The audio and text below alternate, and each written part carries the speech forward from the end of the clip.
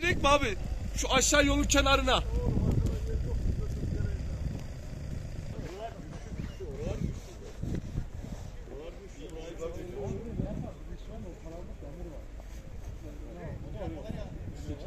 Ali yaptı değil mi burada? Burayı Serdar mı yaptıydı burada?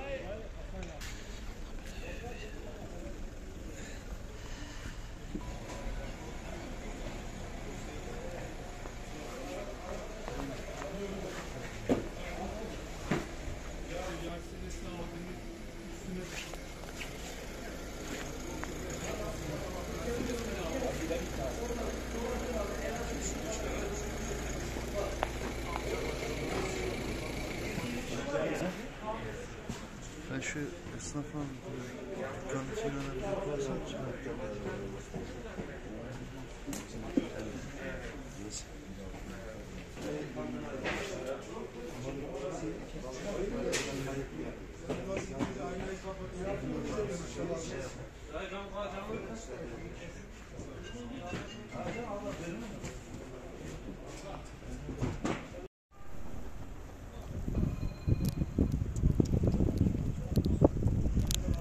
Alo.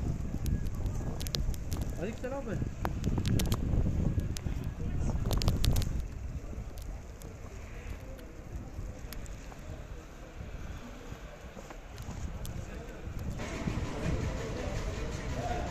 Benim abiler söyleyin şu yolları açalım. Gelene kadar intihar ettik ya.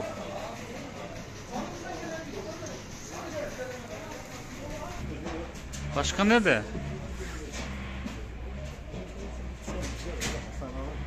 sen görüntü de al.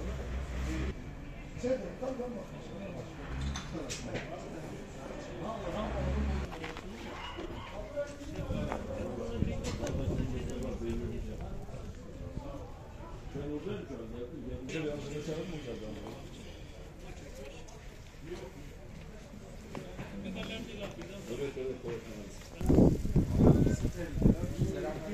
hocam şu an oradayız hocam evet.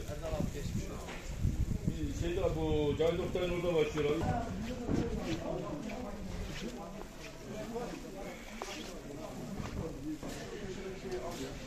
Abi geçmiş olsun.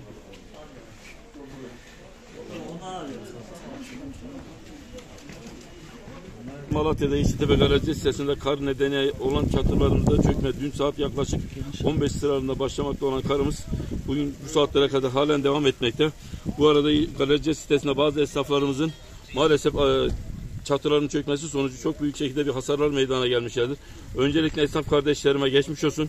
Bizi sevindiren şu yana sevindiğin değil ya, can kaybımızın olmamasından dolayı gerçekten rahatız. Evet, malda canımızın yongası arkadaşlarımın adına ben de çok üzgünüm şu anki halimde. Zaten belli de oluyor. Arkadaşlarıma Allah yar ve yardımcıları olsun. İnşallah bu süreden sonra karımız bu şekilde yağmasın bereket istiyoruz ama lakin sitemizde bazı şeyler daha beklemekteyiz şu andan sonra. Çünkü çatılarımızda çökmeler başlıyor. Halen belirlenen çatılarımız var. İnşallah bir daha böyle bir olumsuz bir şeyler yaşamamaya Rabbimde yardım bekliyoruz yani. Yardım inşallah bir daha çatılar çökmez. Kaç arabada hasar var? Yaklaşık 10-12 araçlar şu an hasar bulunmakta. 7 tane dükkanımızda bu mevcut. Evet.